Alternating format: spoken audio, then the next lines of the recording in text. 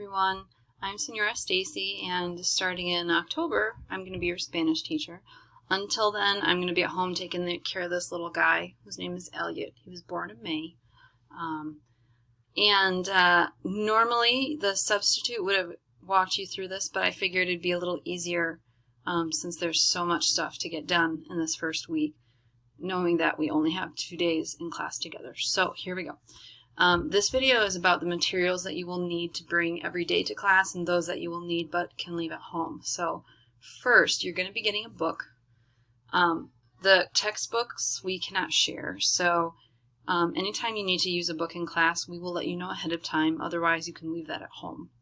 2, you will be getting a whiteboard and eraser. You will need to supply your own dry erase marker. Because of COVID, we aren't going to be walking around looking at your work as often as we normally would. So we're going to be using whiteboards a lot so you can show us your work. We can give you feedback from a safe distance. So that will be $1. Please bring it as soon as you can. We have to turn that money into the office quickly. And you will need to bring that every single day because, like I said, that's one of the main ways that we're going to give you feedback.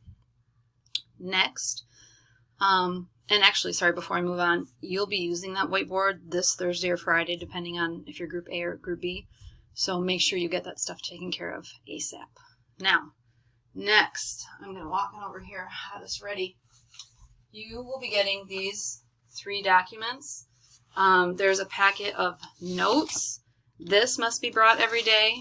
This pink sheet is going to be a verb reference sheet that you'll use through the semester. So it also needs to be brought every day. And then finally, your workbook, which in Spanish too you don't have to pay for because I made all those copies for you.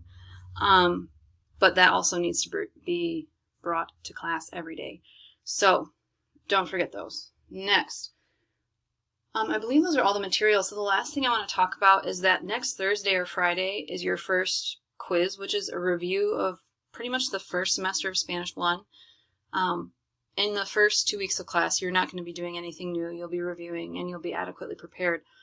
But unlike in the spring, when you weren't graded on your at-home work, this year you will be. So each day is extremely important in preparation for the assessments that we're having. We're counting on you doing your work at home just like as if you were in class.